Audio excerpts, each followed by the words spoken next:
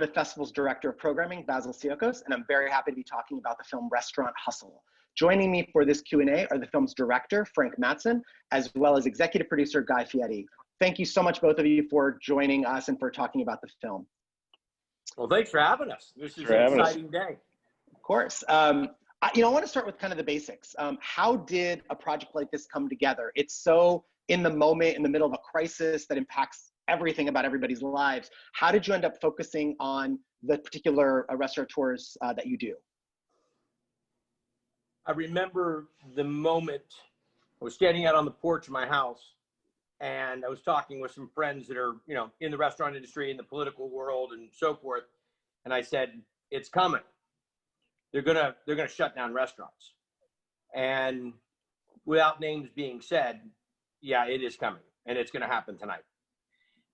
And all I could do, first thought, was to think, "Oh my gosh, all the food in the walk-ins." I mean, wouldn't it nice to know that we have a huge ramp up? And I think there was a little bit of a ramp up, but that was my initial fear. It's kind of like electricity going off in your restaurant. And I said, we're going to have to, my first thought went to raising money, which we did. We raised $24 million in a very short period of time. But as soon as that program was up and running, my next thought was, wait a second, we got to tell the story. We're going to go through hell. This is going to be probably the worst thing we've ever seen in the restaurant business as a whole. I mean, restaurants have been closed down for reasons and violations and this and this and this and this. But as a whole, we're going to hit a brick wall. And as soon as I called Frank, and Frank is my partner in crime for Diners, Drive-Ins, and Dives and a variety of other projects, I think I only explained it to him for about 3 minutes. Along with my manager, my company, Reed Strathern, Neil Regan from the Food Network, and the collective of the four of us just went, "Oh, okay. I mean, how are we going to get the boots on the ground?"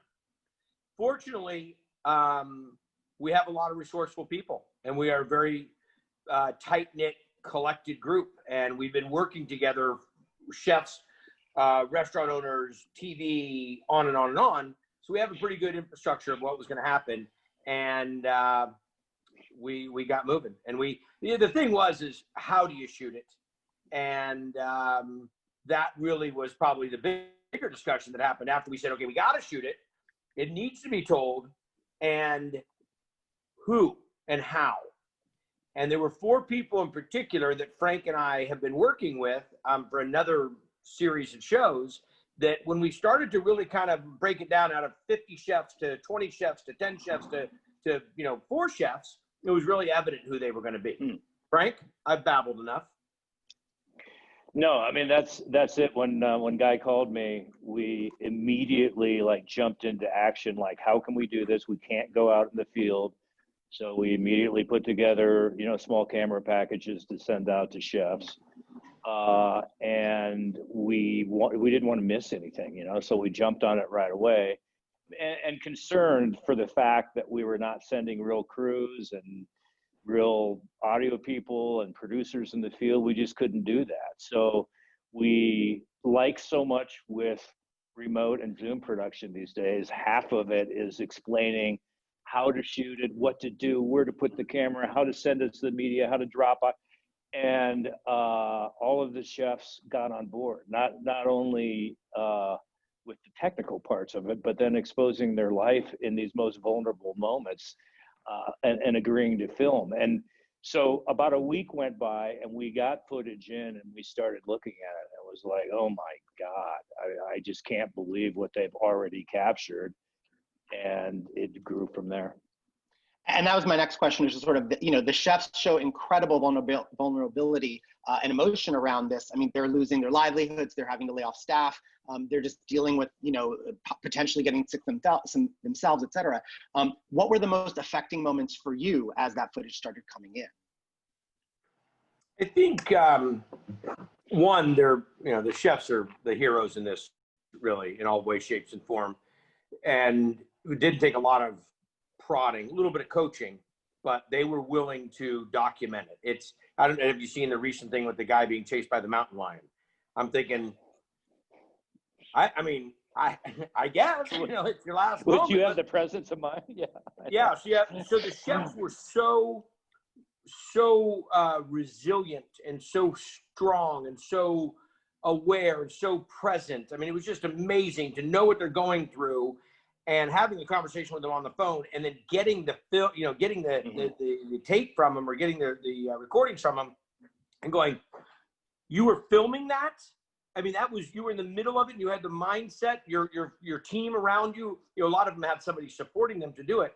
But I'll tell you what, and I'm sorry I got off track of the question, but I will just, because I wanted to say this, it's the chefs that really deserve the big accolades in this.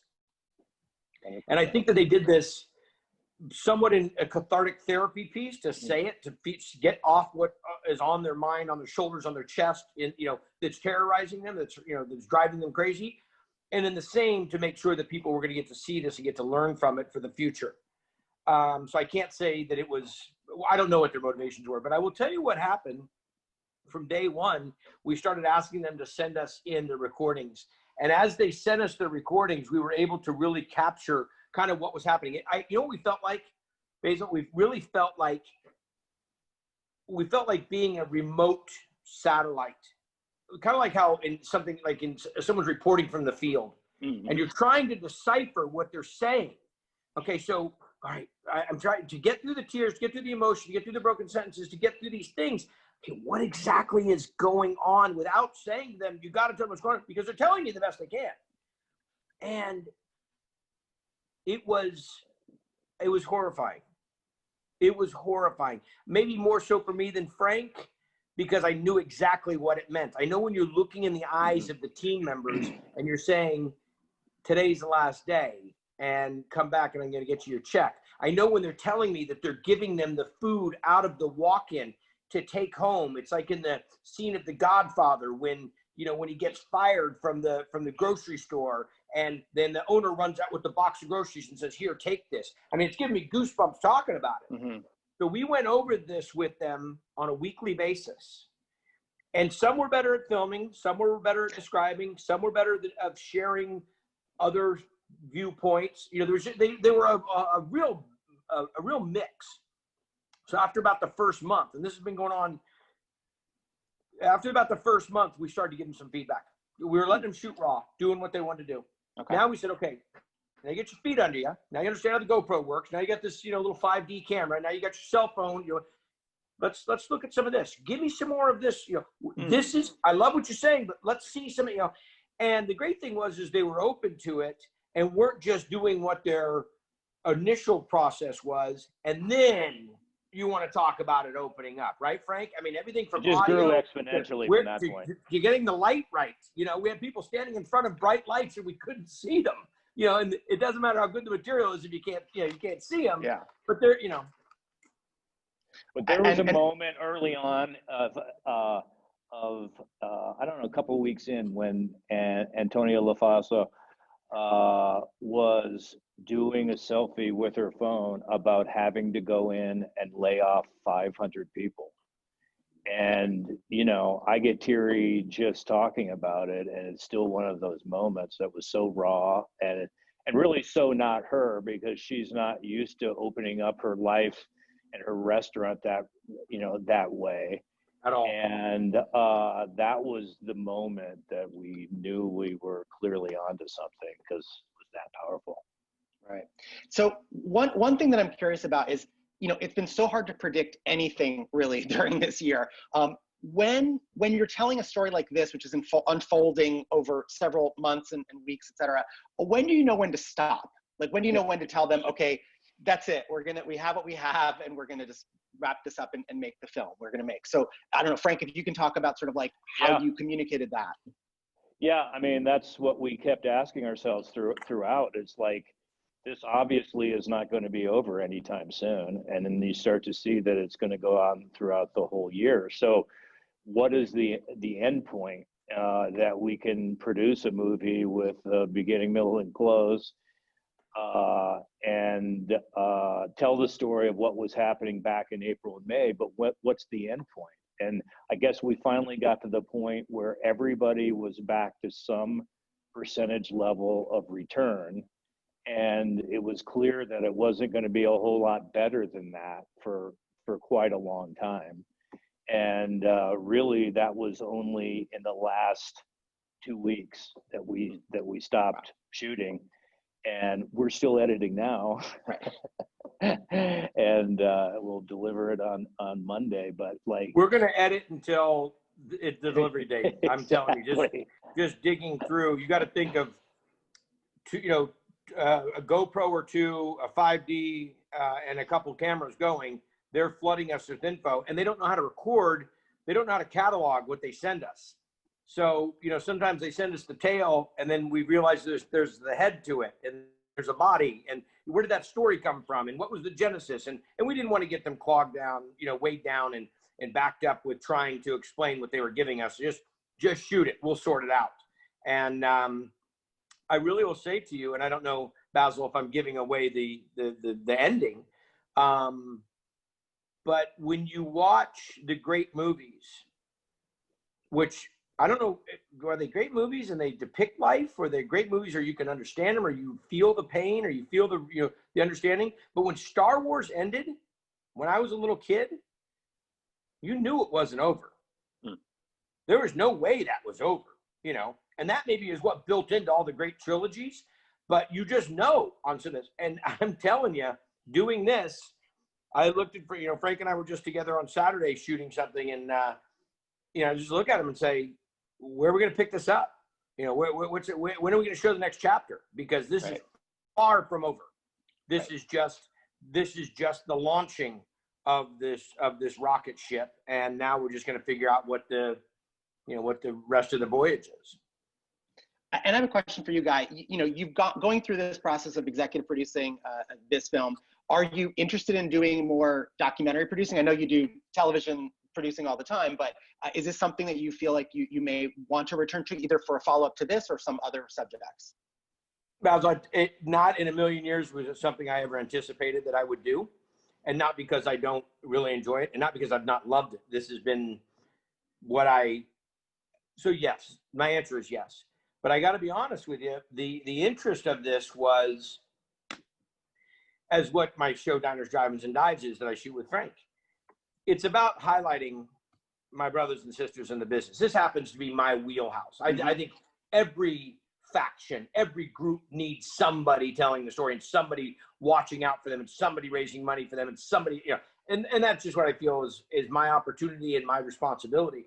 But I love highlighting positive, and I love and again, this is a negative situation, but a positive in the sense that we're going to learn so much from this. We're going to chronicle and celebrate warriors. I mean, these four they were my good friends anyways. I mean, was love and respect them as being amazing chefs, as humans. I mean, it's our work. So yes, if I ever get the chance, and maybe this will be something that, because I won't always go on doing TV shows, I love taking what people are doing. That's what Triple D is all about. It's just highlighting mom and pop joints. People say, oh man, this show's so great. You do such a great. I said, please don't. That's not me. I'm not the one. They're already doing it. I'm just shining the light on them. This stuff's out there, folks. You just got to slow down. That's the line we say in the show, or I say, slow down, take a look around. The blinking light, flashing neon place over here, yeah, they've got the advertising and the money to do it. It's the one over here with the plywood sign, with a spotlight on it that doesn't have the money, but you're probably going to have an experience of that you're not going to forget. So in my thing, yes, it probably wouldn't be the atypical documentary that people would anticipate. What happened to the restaurant business during the COVID pandemic? But I think it's really a story that needs to be told. And I'm so happy to be the guy just holding the light on these people. And you mentioned this at the very top, but just so if people don't know, can you talk a little bit about the relief work that you did with the Restaurant Employee Relief Fund, and sort of how you pulled that together, and what you've accomplished to date with that, because it's super important.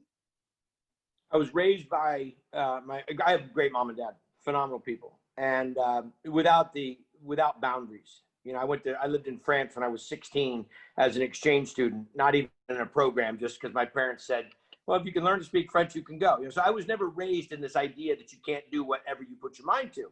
Kind of a hippie thing. So, whatever.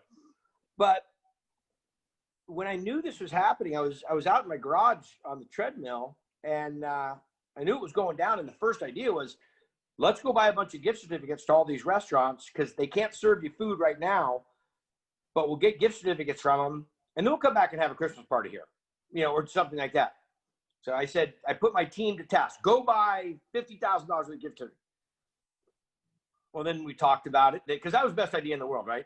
Then we talked about about an hour later. We got back and said, well, we got the whole state of California, Okay, well, let's buy it. Okay, well, let's call the Restaurant Association. So we called the California Restaurant Association, a guy by the name of Jot Condi, who's the president. I said, Jot, here's my idea.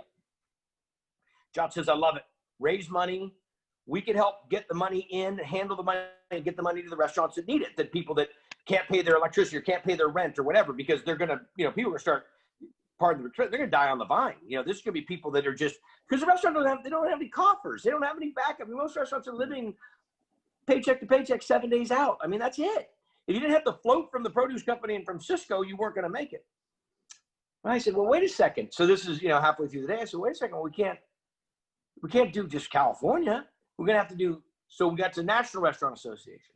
So here's the big decision, 6 o'clock at night with the California Restaurant Association, my attorneys, Jock Condy from the Netcat Restaurant Association. We're all having this conversation. I said, okay, you guys go find me the phone numbers of all the heavy hitters in the industry that have a relationship with the restaurant industry. Okay.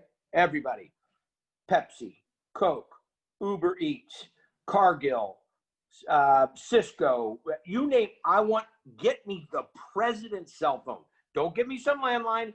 I want there, because I'm going to send him a message. And everybody said to me, you're going to what? I said, I'm going to send him a message. I'm going to make a video and I'm going to send it to him individually. I'm getting this on the other thing. You better not do this. This is crazy. This is too, And I said, no. I'm reaching out to them. They know who I am and I know who they are. And we both are involved in the restaurant business. We both do, we are part of it. We get a lot from it. So I stood in my kitchen. I propped my phone up like I'm doing today. And I started to just say it. And I had my statistics, not to get it wrong. And my wife is like, you're crazy. I said, what can this hurt? Really, what can it hurt? Maybe one person, maybe somebody gets it, And I said, you as well as I, we profited from the restaurant business. You as well as I need the restaurant business to come back. And you and I know, because we probably all worked in the business from a busboy, dishwasher, whatever. The restaurant business has always been there for us. They're there for our good days, our bad days. They're for our donation requests. They're there for our celebrations. They're there. And the restaurant industry's never asked for help. Have you ever known the restaurant industry to ask for help? Never. It's always us going to them for something. Right. So that's what I said in the body of my message. And there's a few of those that are still floating around. So the next morning, I'm getting up and I'm driving to my ranch. And I get a call from my manager, Reed. And he says, what are you doing? I said, I'm driving. He says, pull over. And I'm like, oh, shit. What happened? And he goes, I just don't even know what to say. And I go, what? And he goes, Pepsi just called. They're giving $1 million.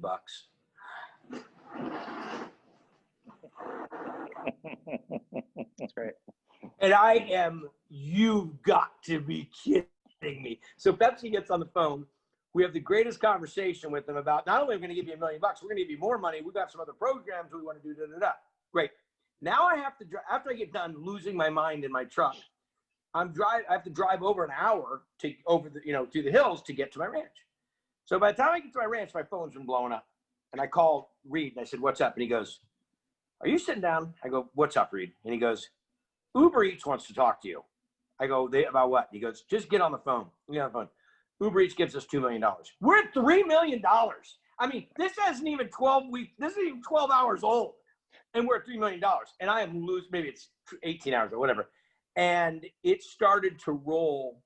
And what was so awesome about it, there wasn't this, it was just mankind. It was just wonderful. It's just what you hope when you're Uber Eats, when you're any of these big businesses. It's just what you hope that they have, because they got the power. It's just what you hope they would do. Oh my gosh, talk about like a score check for mankind. and it just kept rolling. And it was, you name a crazy situation, it happened, from me talking to people while they're at dinner, to sending video messages, to Tito Beveridge himself calling me as he's getting ready to leave on he's going to pack up and go to his ranch. And he's like, "Hey guy, I hear what you're doing. This is awesome. And, we just want to send you money." That's so great. I'm talking with Tito Beveridge himself. It just was that kind of a thing. And so long story short, we went and shot a Triple D about 4 months after we raised all the money. And I'm jumping in my car to go to the next location. We're shooting in South Dakota, which was open to shoot. And it was all, it was all right. Everybody's in masks and the whole thing. And a girl comes running out to the door and she knocks on the window, which typically fans do, and which is great. I mean, thank you, because that means I get to work. And she says, "Roll down the window." And I'm like, "Okay." And I said, "Yeah, what can I do for you?" And she goes, "I got the money." Okay, good. She goes, "No, I got the money. I got the grant. I got the $500. And I said, "What do you do?" She goes, "I'm the manager at this restaurant that I just shot." I didn't even, what you say. And I said, "Oh my gosh." She starts to well up with tears. And I'm like, she goes, "The money was so helpful at such a key time." She goes, "But you know what was more important?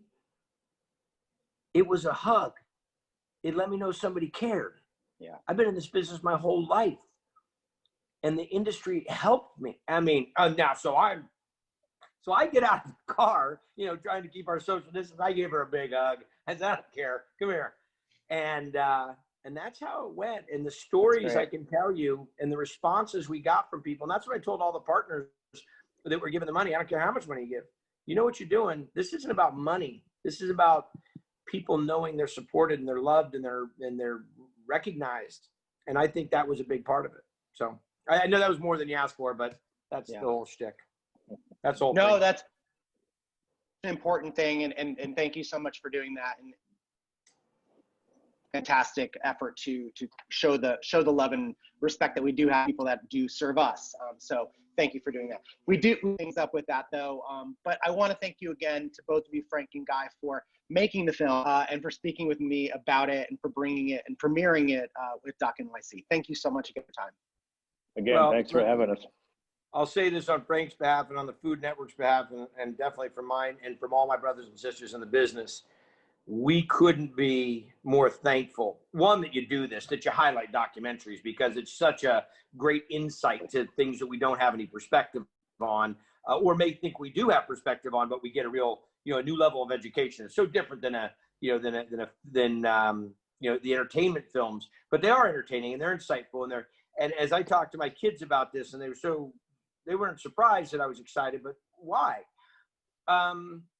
This is something that we never saw coming. We didn't do it for this, but what an honor, and what a tremendous, tremendous medal of honor to the chefs and everybody that helped make it. So it just being invited is so awesome. So thank you. Thanks so much.